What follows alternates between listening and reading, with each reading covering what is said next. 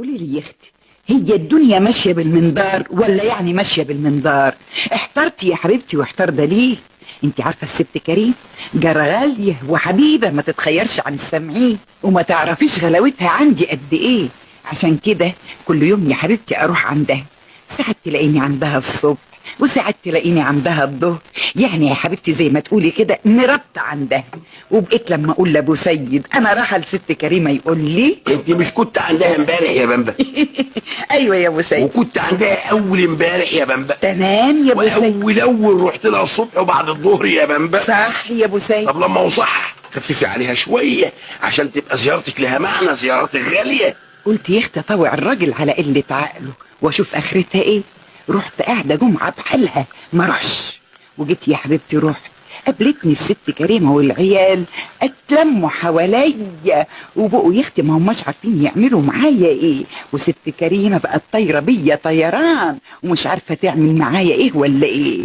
وقالت لي وهي متاثره برضو كده يا خالتي بامبا، تغيبي الغيبه دي كلها جمعه بحالها يا خالتي بامبا، والنبي كل يوم الولاد يسالوا عليك. سالت عليهم العافيه والنبي يا اختي غصب عني، الله يجازي اللي كان السبب.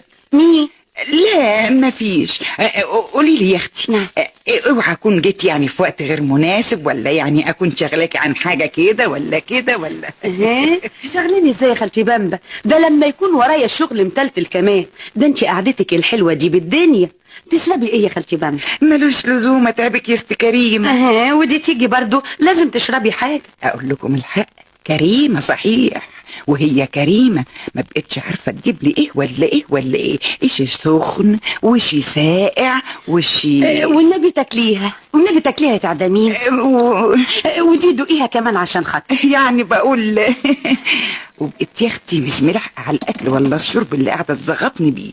وبعد شويه اسم الله عليكم جوزها جه وبقى راخر هيطير بيا طيران.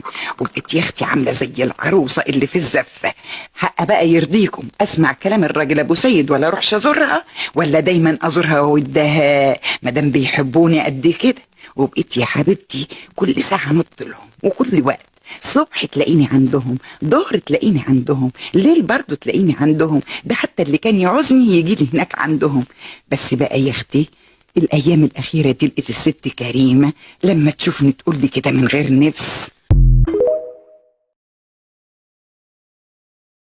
قولي لي يا اختي، هي الدنيا ماشيه بالمنظار ولا يعني ماشيه بالمنظار؟ احترتي يا حبيبتي واحتار ده ليه؟